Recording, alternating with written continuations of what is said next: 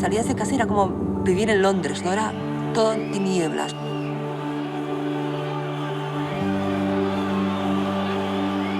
Te sentabas a ver los partidos del Barça y eran infumables, imposible aguantarlos. Y si tú querías que alguien te acompañara, es que te decía, pero es que el fútbol es el deporte más aburrido que hay y los partidos del Barça es lo peor. Marco Vales, el centro con Yo creo que es una de las épocas de más desapego entre la afición y el equipo. Que metan a la calle a este Rexat, a este Gaspar, a este Bangal, donde que son una colla de vividores. ¡Huelga a todos los socios!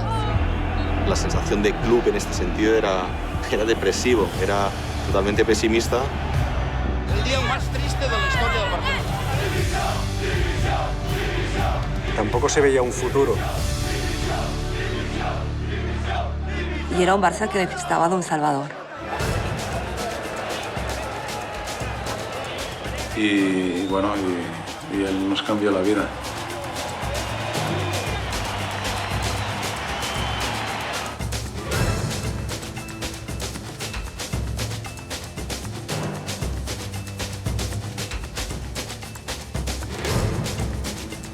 Yo era el responsable de la marca deportiva Nike en Latinoamérica y empezamos a ver a Ronaldinho ya jugando en el fútbol base de la selección brasileña. Yo calculo que él debería tener unos 14, 15 años. A esa edad, Ronaldinho ya empezaba a destacar en las categorías inferiores del Gremio de Porto Alegre. No tarda en subir al primer equipo. El siguiente paso, lógico en su evolución: enamorar a la torcida y desesperar a los rivales. Rafa Márquez lo vivió en persona en la Copa Confederaciones de 1999, que México le gana a Brasil. Durante los partidos de este torneo, pues ya marcaba diferencia, ya marcaba que era uno de los ídolos de esa selección.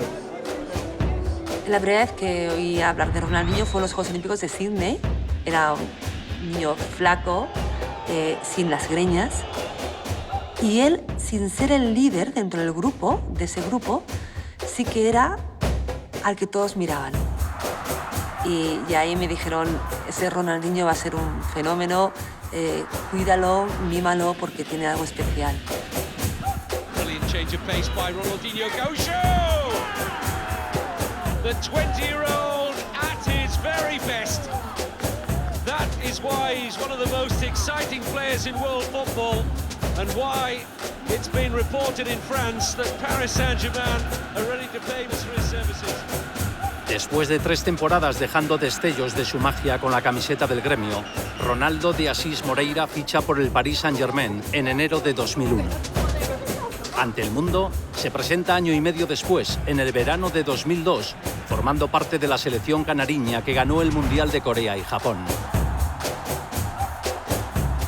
Pero Luis Fernández era un entrenador de gran carácter, muchas veces con un sentimiento muy paternal, pero que decía las cosas muy claras. Él no daba rodeos para quejarse de determinados comportamientos de sus futbolistas. Con Ronaldinho sucedió que llegó joven, llegó de Brasil, el ritmo del fútbol europeo es completamente diferente, la ciudad fría, un club sin tampoco muchas estrellas y que por tanto allí se encontró un poquito como un pulpo en un garaje. Mientras Ronaldinho pelea por adaptarse al fútbol europeo, el Barcelona atraviesa momentos complicados. El Barça de 2003 era un club oscuro en el sentido de que llevaba 4 temporadas sin ganar nada. El Barça tuvo en esa temporada 2002-2003 3 entrenadores, 2 presidentes. Nosotros en 3 años no conseguimos ni un título, del 2000 al 2003, aparte con fichajes que no habían funcionado, y el Madrid tenía la supremacía de lo que era el fútbol español y yo me atrevería a decir también europeo. Faltaba pues ilusión, faltaba actitud, faltaba fútbol. Y en el 2003 el presidente Gaspar tiene que dimitir por la presión popular. La candidatura de Joan Laporta y Sandro Rosell no es la favorita en las elecciones. Sin embargo, una de sus promesas electorales genera gran impacto. Laporta y Sandro vinieron con una carta que era un farol. David Beckham. Nosotros realmente llegamos a un acuerdo con el Manchester United, nuestra candidatura, y así lo publicó el Manchester United en su página web. Laporta ahí utilizó una media verdad, a explicar que había un acuerdo con el Manchester United sin decir que Beckham tenía un acuerdo con el Madrid. Había algunas encuestas que le daban el 0% de posibilidades y tras lo de Beckham aquello subió como la espuma y acabaron ganando, como digo, contra pronóstico. Con Beckham convertido en galáctico, a sus 23 años, Ronaldinho se convierte en el principal objetivo. Ronaldinho era un desconocido entonces, pero era un agradable conocido por Sandro Rosell. Sandro, que es un hombre de marketing, tenía clarísimo que el nuevo crack del futuro era Ronaldinho. Así que Rosell se ocupa de intentar el fichaje del brasileño. La verdad es que fue una negociación durísima, durísima y larguísima, porque todo el mundo lo quería. Sandro Rosell se encuentra con Roberto de Asís, hermano de Ronaldinho, en un hotel de Lyon. No es la única reunión que se produce allí. Nosotros en una sala, parece ser que el Manchester estaba en la otra, sin nosotros saberlo, y ahí pues el hermano iba cambiando de sala a sala para ver cuál era el mejor postor. Pero no llegamos al acuerdo porque la verdad es que no había el dinero para poderlo hacer. Con lo cual, en un momento nos levantamos de la mesa y nos fuimos. Y me fui pensando que al pasar la puerta, cuando te vas de una negociación, pero dices, bueno, pero la oferta es buena, seguro que era que sí, y estamos haciendo el juego aquel típico de que uno se hace el duro, el otro parece que sí, pero parece que no. Bueno, me levanto, me giro, me voy, pero no me dice nada y me voy. Entonces nos encontramos por casualidad en el aeropuerto. Y ahí le dije, hombre, Roberto, piénsatelo bien porque tu hermano en Barcelona será muy feliz y creo que en Manchester no lo será tanto. Al final él se decantó por Barcelona. Lindo. Ahí está.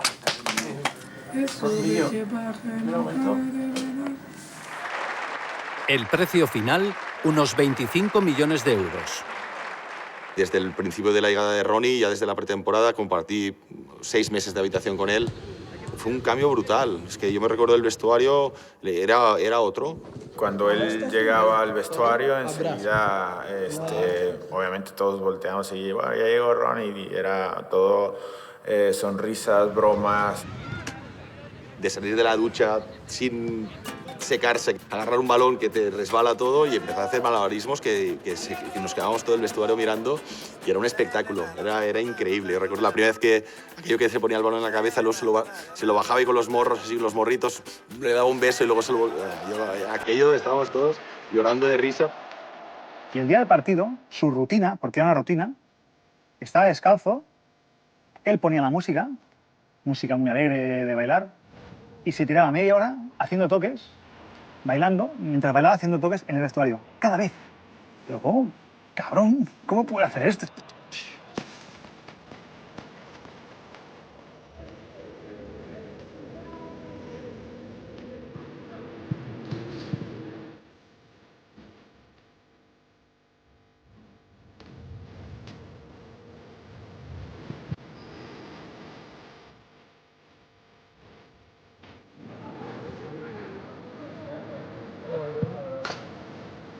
Es como un desfibrilador que de repente recupera un club moribundo. Ejerció un poco de psicólogo, reanimó a una afición que estaba con la moral por los suelos. 2001-2002 no viene a nadie y llegó Ronaldinho y empezó a venir gente, colegios, niños que no iban al colegio y venían a ver el entrenamiento.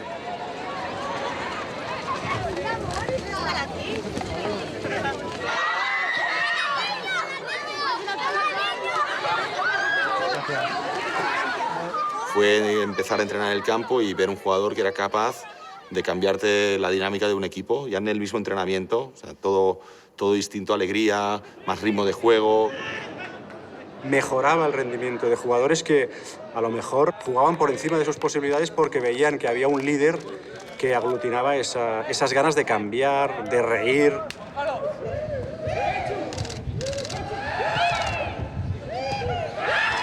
Sobre todo que era absolutamente diferente y en un partido ya veías que este jugador tenía algo especial.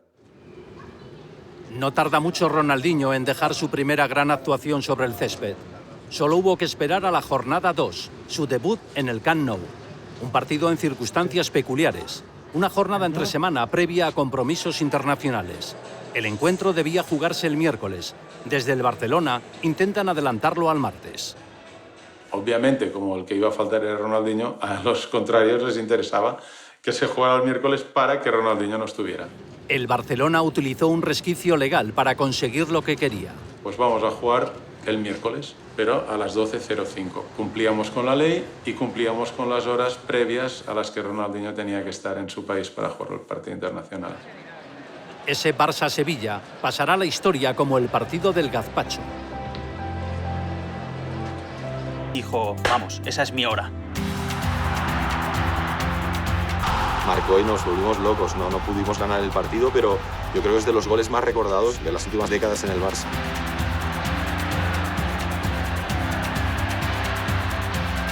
Ese día hay un flechazo entre la afición y Ronaldinho. Es como, cuidado que aquí tenemos algo más que un jugador. Es una inyección anímica, es un jugador diciéndole a su nueva afición, oye, yo he venido aquí para disfrutar. Dejar de estar deprimidos, el fútbol es para disfrutarlo. No tengo muchos goles de fuera y hoy estoy contento porque Messi salió un bonito gol. Ahí empieza la historia de Ronaldinho con la afición. Después de marcar aquel gol, cogimos un avión juntos para Brasil. Voy ahora a las 7 de la mañana, dentro de 4 horas ya veo. Y recuerdo que íbamos en el avión y me decía, Chris, ¿esto es siempre así?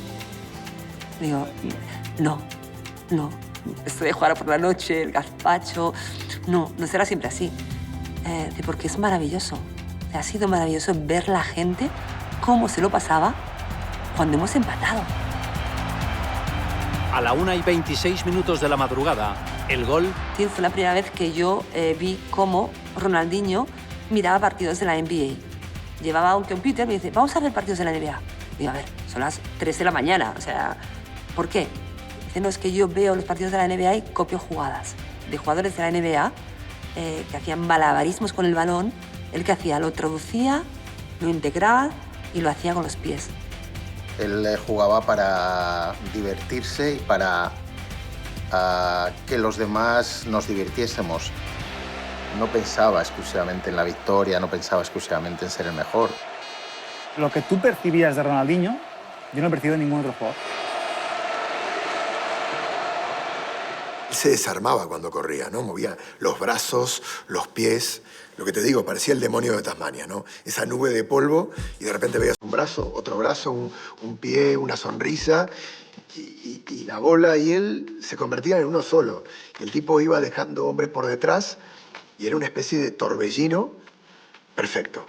Era un talento descomunal. Ronaldinho lo tenía todo. Esa potencia que tenía para desbordar a los rivales con mucha facilidad. Con bicicletas espectaculares.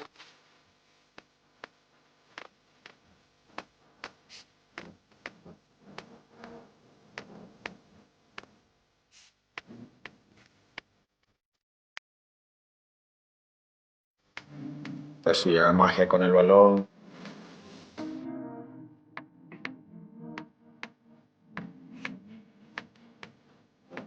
Recursos fuera de lo común que acababan rompiendo líneas. Era muy buen pasador. Te podía poner un balón donde él quisiera. Capaz de repartir magia en sus actuaciones, con pases mirando hacia un costado y dando el balón al otro. Con las famosas espaldiñas. Es que era muy potente. Un golpeo enorme.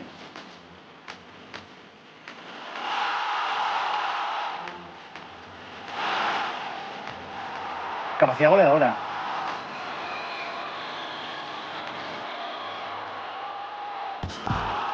Y era carisma. La suma de esos conceptos hizo un jugador espectacular, único.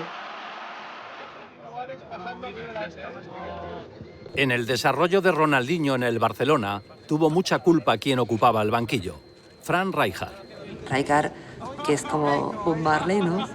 Él es todo paz y amor. Cuando vio a Ronaldinho sonreír, dijo, este es uno de los míos. Es que el ritmo lo marcaban ellos. Ronaldinho encontró en la figura de Rijkaard un entrenador que arropaba todo lo que él proponía. Rijkaard supo crear un hábitat perfecto para que Ronaldinho se sintiera a gusto. Y él trató de ejercer de entrenador como le hubiera gustado que fueran todos sus entrenadores. Entonces él vivía y dejaba vivir. Lo que transmitía Rijkaard a Ronaldinho es, sé feliz. Que si tú eres feliz, harás feliz a los demás. Eso a Ronaldinho le vino de maravilla, porque Ronaldinho era un futbolista que estaba enamorado del fútbol, del balón, pero también de la vida. Y con un entrenador como Luis Fernández, que le apretaba de la manera que le apretaba y que le controlaba su vida, él no fue feliz. Sin embargo, con Rijkaard lo dio todo en el campo y también lo dio todo fuera. Ronaldinho deslumbra sobre el césped. Fuera de él se convierte en el mejor embajador de ese nuevo Barça que se está construyendo. Su sonrisa y su carisma hacen de él el icono publicitario soñado. Nosotros no solo buscábamos jugadores que nos ayudaran a mejorar deportivamente, pero también mediáticamente. Y entonces esto te lo trae gente como Ronaldinho. Imagen de varias marcas.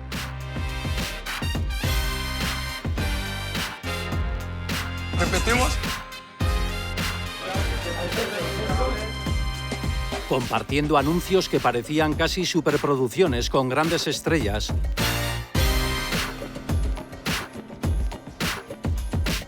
O logrando, con algo parecido a una grabación doméstica, que un vídeo llegase al 1 millón de reproducciones en la historia de YouTube por primera vez. Esa alegría que demostraba en el campo no era impostada, es decir, tú hacías un reportaje con él y no lo veías, oye, cuando está la cámara o cuando ven en el periodista cambia el rictus, porque no, era constante y los niños enseguida se enamoraron de Ronaldinho. Era un jugador para todos los públicos, ¿no? Luego ya llegarían otras épocas más difíciles, pero al principio era como un imán para todo el mundo, para los niños especialmente. Mi dentista, que es muy amigo mío, me decía, oye, Sandro, por favor, pídele a Ronaldinho que se arregle los dientes, porque me vienen todos los niños a la consulta con los dientes torcidos y no se los quieren arreglar. Todas las piezas parecen encajar en torno a Ronaldinho, dentro y fuera del campo. Por si le faltase algo, el crack brasileño ha encontrado su pequeño paraíso a pocos kilómetros del Camp Nou. Él busca la libertad, él busca el mar y la libertad.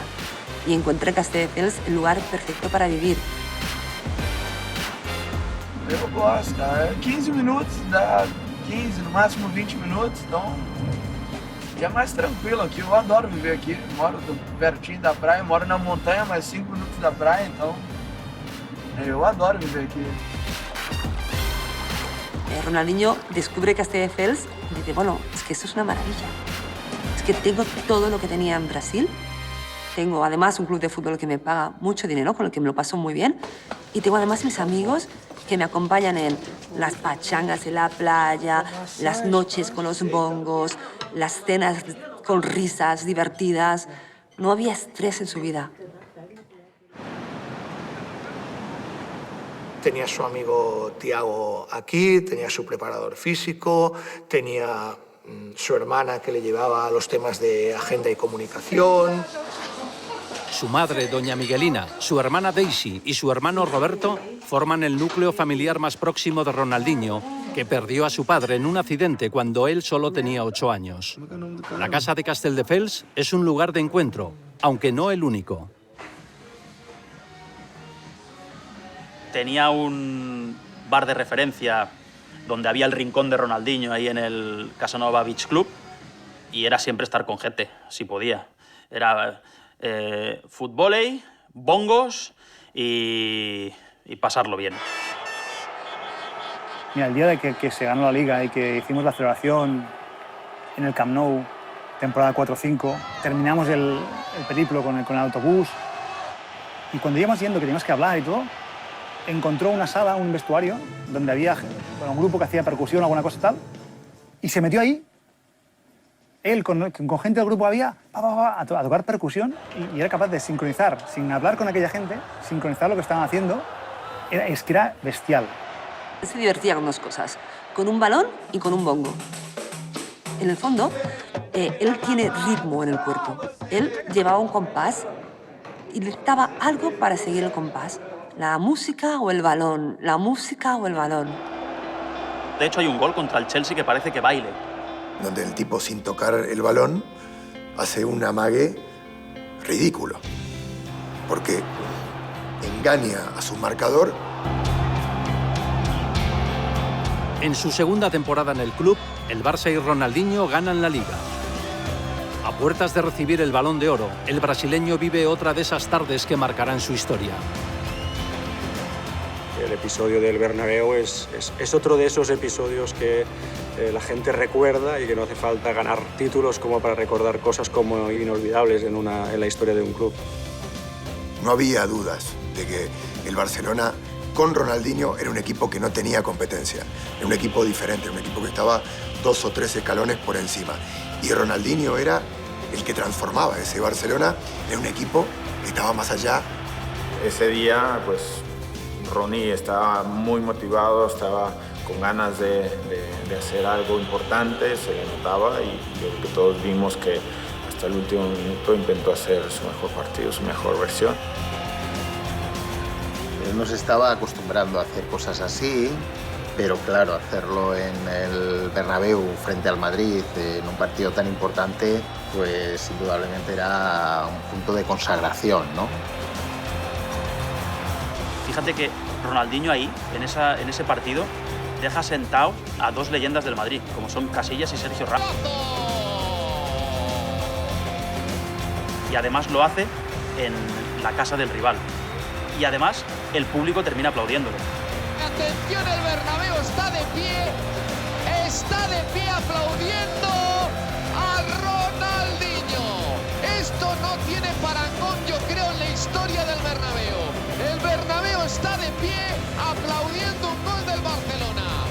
Y recuerdo además lo que me escribió después Ronnie. Me dijo, ¿has visto cómo se levantaban? Y yo le dije, claro, se levantaban por ti. Que no, se levantaban por todo lo que hemos conseguido transmitir. Y yo no, se levantaban por ti. Quizá encontró lo que él buscaba, ¿no? Que era que todo el mundo disfrutase con su juego, incluso sus rivales. Ese partido ya lo jugó un joven argentino, al que Ronaldinho había conocido en la pretemporada del año anterior, durante un viaje a China. Venía un niño pequeño, ¿no?, de 16 años, bajito, muy tímido, y Ronnie en ese viaje me dijo, este niño va a ser mejor que yo, va a ser el mejor del mundo.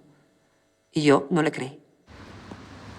Ronaldinho detecta enseguida a un posible sucesor. Leo, además, más tímido y le encantaba, ¿no?, lo que veía en Ronaldinho. Un hombre que sonreía, que era agradable, que se ganaba a la gente.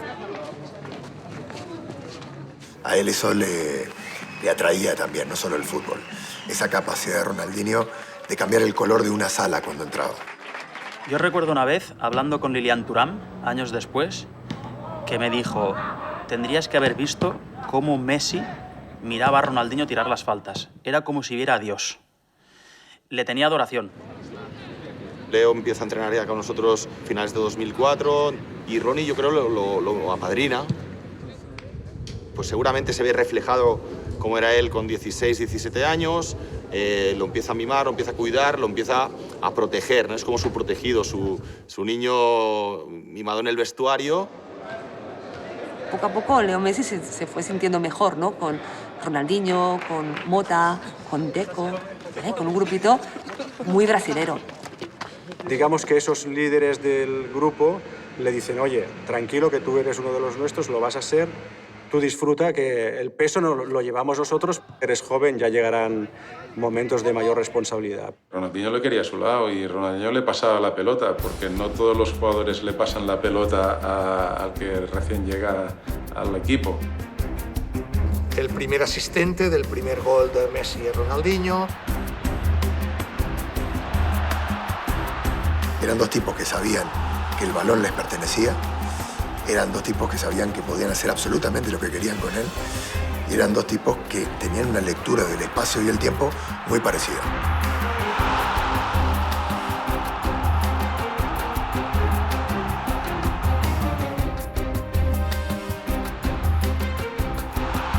Ronaldinho hizo que Messi fuera muy bueno antes.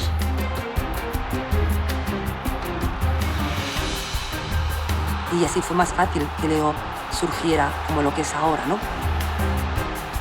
Y aprendió de él lo bueno, insisto, y también lo malo, que de lo malo también hay que aprender.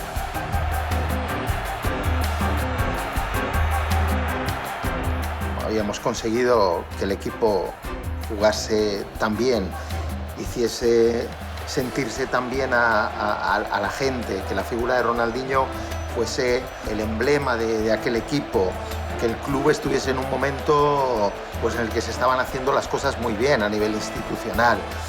Estaba todo como muy redondo, ¿no? Vous allez nous dire qui est le meilleur footballeur évoluant en Europe pour l'année 2005. Ronaldinho. Ronaldinho. Le Ballon d'Or 2005, Ronaldinho.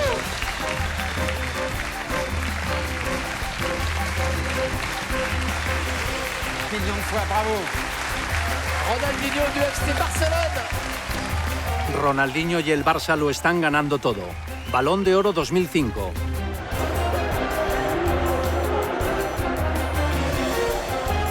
Sin embargo, el Mundial de Alemania supone un importante varapalo para Ronaldinho. La Francia de Zidane elimina a la canariña en cuartos de final.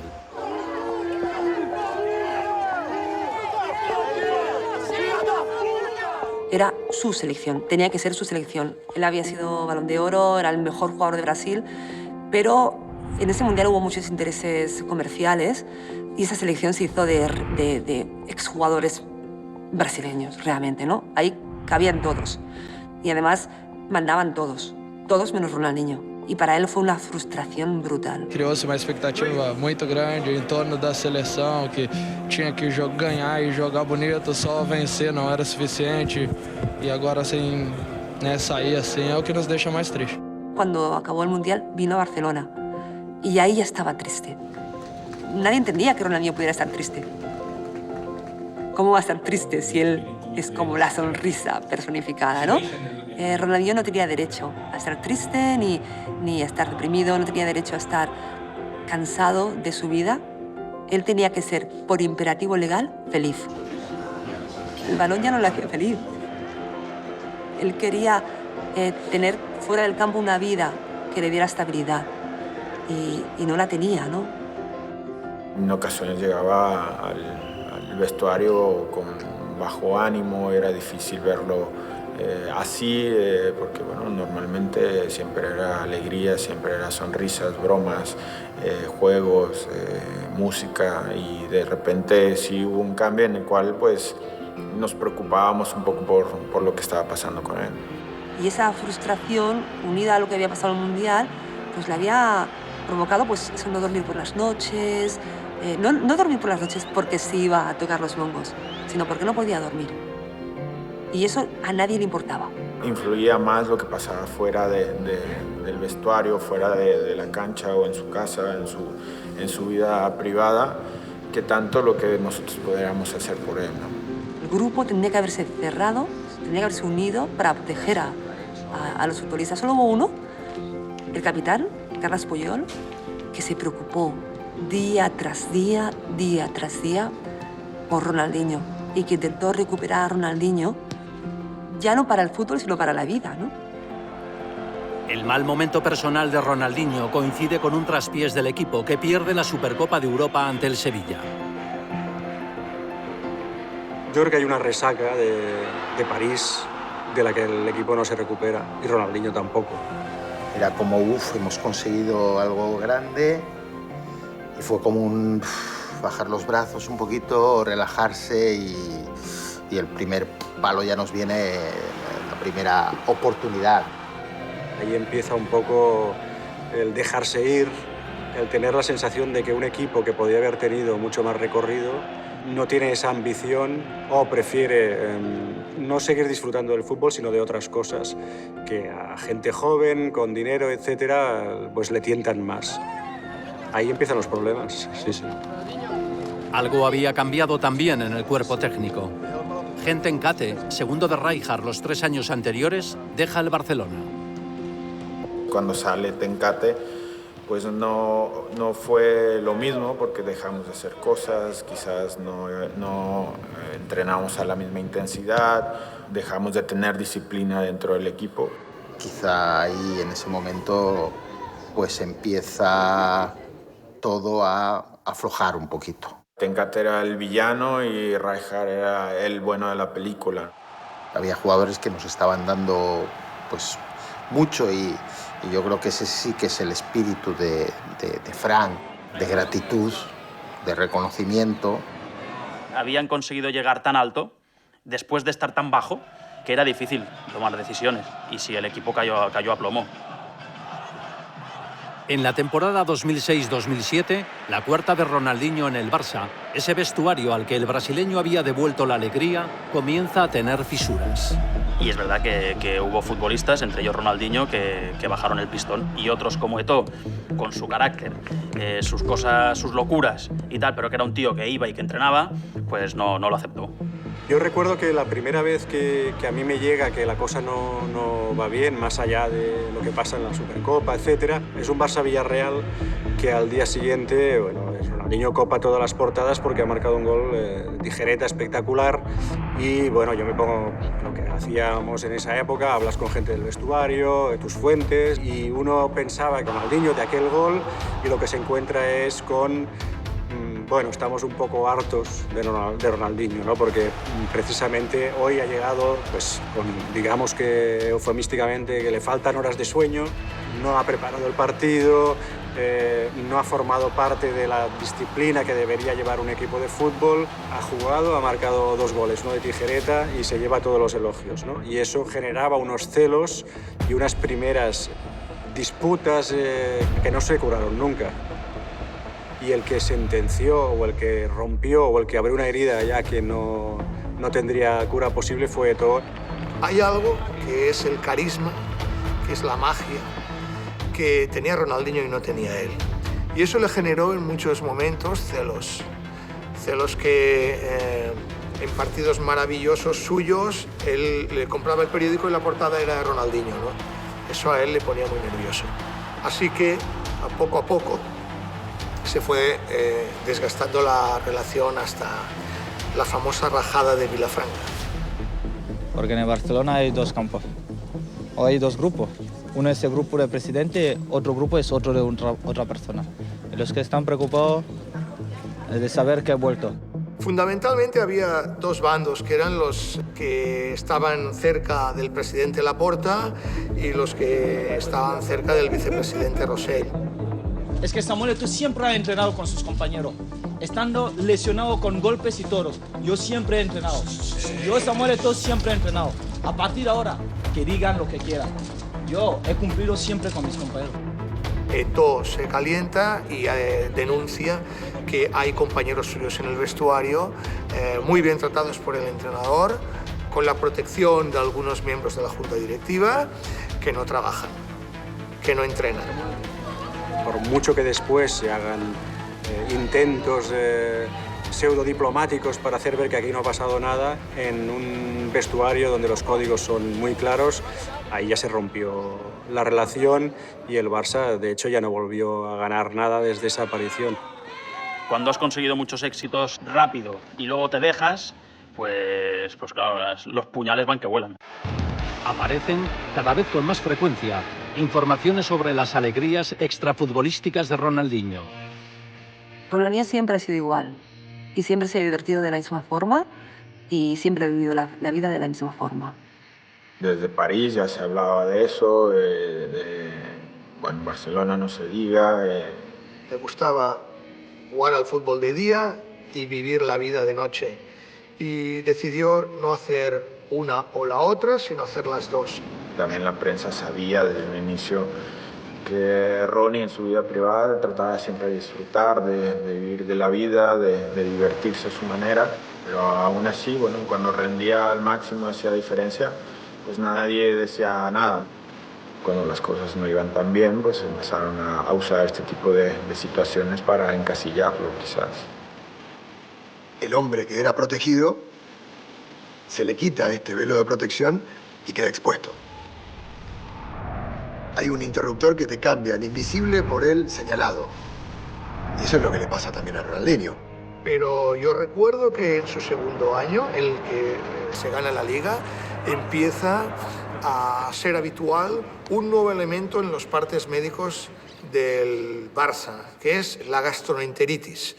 ¿Por qué no entra Ronaldinho gastroenteritis? Bueno, al principio gastroenteritis es lo que es, pero después ya gastroenteritis era llegar en malas condiciones al vestuario, echarse en la camilla, recibir el masaje y no salir a entrenar y quedarse en el gimnasio. Un día llegó para hacerse un masaje, Ronaldinho se tumbó y el masajista se marchó a buscar unos potingues y tal, y cuando volvió se lo encontró roncando, dormido.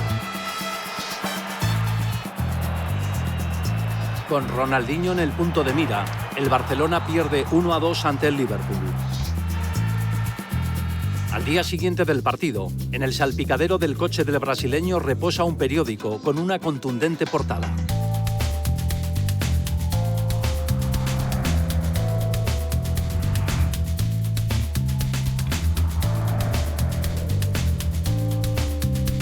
Cuatro días después, Ronaldinho se... Mira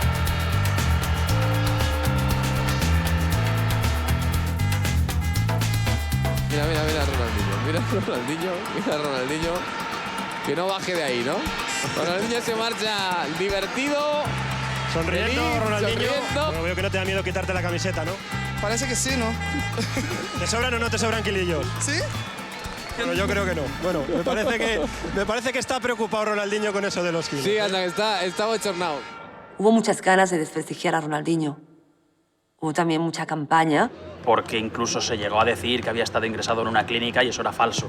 Y al final recuerdo que se dijo que se borraba por una lesión ficticia y yo accedí a una prueba médica donde demostraba que tenía un problema muscular. Le criticaban porque de repente lo veían a las 3 de la mañana en Castelldefels tocando los bongos. No borracho, no tirado en el suelo, no. Tocando los bongos. Y cuando el equipo perdía, tocar los bongos era como decir, es que no soy profesional. Pero ¿y el resto del equipo? Hubo compañeros que efectivamente le acompañaron muchas noches en las fiestas que había en Castelldefels o los que había en la sala bikini de Barcelona. Todos hacían lo mismo, se había descontrolado el equipo. El club lo conocía, el club en muchos momentos lo protegió. Rijkaard había dejado de comandar, pero lo más fácil era ir contra Ronaldinho. Tras 2 años levantando el título de Liga, el Barcelona sucumbe ante el Real Madrid. Es la Liga del tamudazo. Con ese mal sabor de boca, Ronaldinho comienza su 5ª temporada en el club, por primera vez siendo una figura cuestionada. Por parte de la directiva faltó intentar arreglar el tema no a base de intoxicar a la prensa, sino hablar directamente con Ronaldinho. Al final es un activo del club y hay que hacer todo lo posible por recuperarlo. Ronaldinho se dejó ir, pero el club le dejó que se dejara ir. Alguien se cansó del cromo Ronaldinho. Cuando, si hay un futbolista que ha cambiado la historia realmente del Barça, ha sido él. La historia perfecta de hace apenas unos meses parece ahora solo un recuerdo lejano.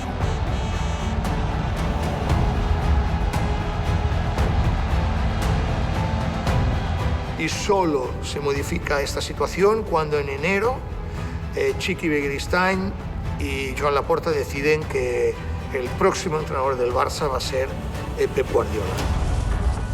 Guardiola empezó su proyecto con algunas condiciones a la junta directiva y una era precisamente limpiar el vestuario de los jugadores que podían afectar el liderazgo de Leo Messi. Dels jugadors que han sonat, que han de sortir, Samuel Eto'o, Deco, Ronaldinho, tu et veus amb cor de recuperar algú d'ells? I en aquests jugadors que tu has nomenat, que són aquests 3, en principi en el nostre cap no hi són. Messi en la última temporada acompaña a Ronaldinho en alguna de sus fiestas.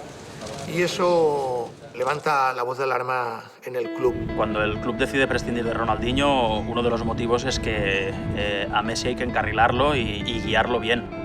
Ya Ronnie no es el que era y a lo mejor ya arrastran un poco a Messi en no los hábitos que todo el mundo quería para el chico, y allí ya es cuando Pep hace saltar la banca. Se analizan cuestiones de rendimiento, cuestiones de años que se llevan, cuestiones muchas a veces poco tangibles y en las que entendemos de qué es lo mejor para... Sabe la vida que lleva Ronaldinho. Primero Pep creo que nos sienta a cada uno con él en su casa y nos habla un poco de primero la situación personal y después grupal, ¿no? De qué pensaba de lo que quería hacer con el grupo. Creo que lo tenía él muy claro, era irrefutable el cambiarle su opinión. Ronaldinho si sintiera que él quiere, si sintiéramos que él realmente siente que vuelve a volver a ser el jugador que tú viste, que todos vimos, si no hay entrenador en el mundo que no lo quisiera. Cuando Guardiola se reúne con Ronaldinho para explicarle su proyecto y decirle que no cuenta con él, que se busque equipo, lo hace de manera tan convincente, le vende el proyecto creyéndoselo tanto, que cuando termina Ronaldinho le dice: me has convencido, si quieres cambio de actitud y me quedo. Y recuerdo que una persona que estaba ahí dijo: no ha entendido nada. El futbolista que cambió el Barça hace las maletas y se muda a Milán, con la sensación de que en el final de aquel amor los reproches ganan a los buenos recuerdos. El Barça decide hacer el camper contra el Milán de Ronaldinho. Yo recuerdo que voy a verle a Milán y me dice: Cris, no voy a ir al partido. Y, ¿cómo que no vas a ir al partido? Si ese partido lo han hecho para homenajearte a ti, ¿no? Entonces, no, tengo miedo de que me piten. Él era consciente de que en los últimos partidos en el Barça la gente le pitaba. Y él no quería, o sea, no podía soportar volver a Barcelona, donde había sido tan feliz, y que la gente le pitase. En el Milan ya fue una fuga, un salto adelante, buscando también un club histórico, pero ya era un club en decadencia y Ronaldinho ya no tenía la energía suficiente como para levantarlo. Tras su poco exitoso paso por el Milan, con 31 años regresa a Brasil, al Flamengo. También vistió las camisetas del Atlético Mineiro, Querétaro y Fluminense. Se explotó su figura hasta la última gota de sudor, ¿no? Es una persona de su entorno, ¿no? Que era como un mono de feria al que iban paseando para sacar dinero. Sin equipo desde 2015, estuvo jugando una serie de partidos de exhibición hasta su retirada oficial en 2018. Pero ya era más un business, ¿no? Ya formaba parte de pues, otros con los contratos publicitarios, ya no era solo fútbol, ¿no? Porque ya entonces su mayor afición era la música. Donde él era feliz era con su grupo de música, produciendo nuevos trabajos, subiéndose al escenario. Ahí es donde él era feliz.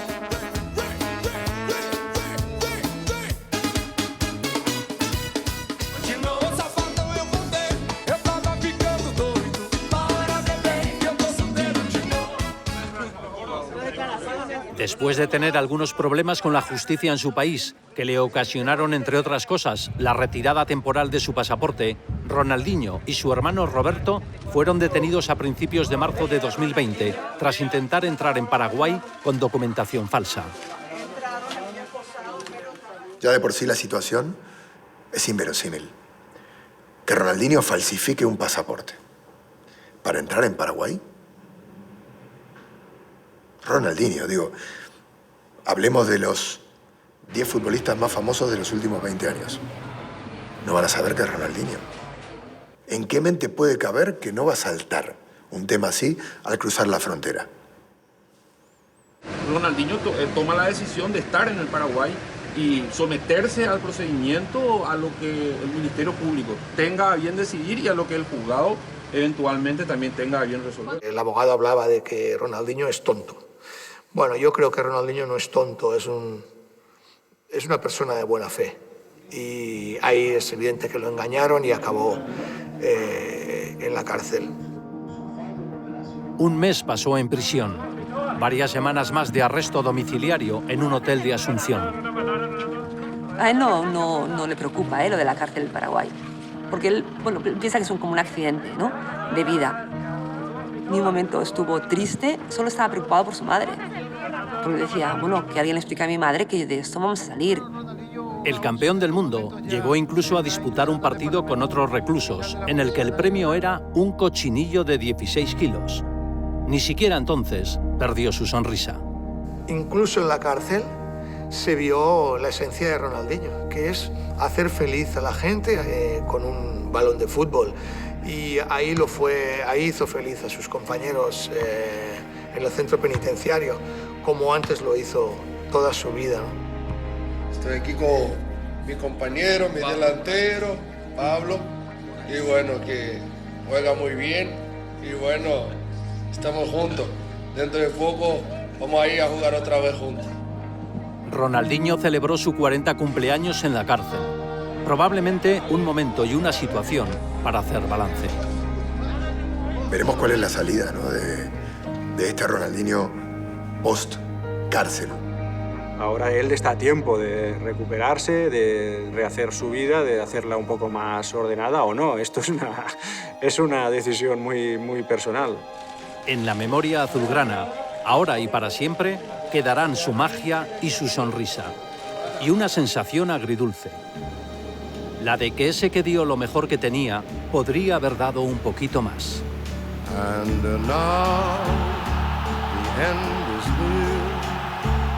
Para una generación, el impacto de Ronaldinho fue superior al que ha tenido Messi. Fue lo más bestia que ha habido en la historia del club. Hoy, mañana, dentro de 20 años, de 50, la gente hablará del tipo del bigote aplaudiendo a Ronaldinho. ¿Eso nos entra en la historia? Porque al final el que cambió una historia del Barça fue él. Cuando llega, el Barça es uno y cuando se va es otro. Y hice una encuesta una vez en la radio y lo ponían a la altura de Cruyff. Me supo mal porque fue más corto de lo que creo que por talento tendría que haber sido. La sensación que quedó aquí es que fue un amor de verano, que fue intenso pero duró poco. Yo me quedé con un poco ganas de ver más de ese Ronaldinho hambriento. Es el gran debate, ¿no? ¿Por qué duró tan poco Ronaldinho? Ronaldinho duró hasta lo que su cuerpo le dio. Si él se hubiera cuidado un poco más, quizás hubiera estado ganando balones de oro como Leo los ha ganado Cristiano, porque en el mejor momento de Ronnie yo creo que era mejor que ellos dos. Querríamos que vivieran, ¿no? ¿Por qué tienen que marcar una década? Ronaldinho es lo que transmitió si no hubiera tenido el carácter que tenía. Era un pack que tenías que comprar entero. Es que ese dramatismo de cómo es que no ganó 10 títulos, podría haber marcado una década. ¿Y qué? ¿A quién le importa eso? ¿A él no? A él le pareció suficiente el haber ganado lo que ganó, que era un montón. Había jugado en 3 grandes clubes de Europa. Había ganado la Champions con el Barça. Había sido nombrado mejor jugador del mundo. Ha ganado un mundial. Es que él decía, ¿qué más quiero? Esos premios, esos egos, incluso el dinero, para Ronaldinho nunca han sido prioritarios. Yo creo que ha vivido la vida que quería. Yo creo que sí. Yo creo que no se arrepiente de nada. No tengo ninguna duda que Ronaldinho ha vivido como ha querido. Él ha sido feliz de día y ha sido muy feliz de noche. Al final lo que ha vivido lo habrá vivido él y nadie lo ha bailado.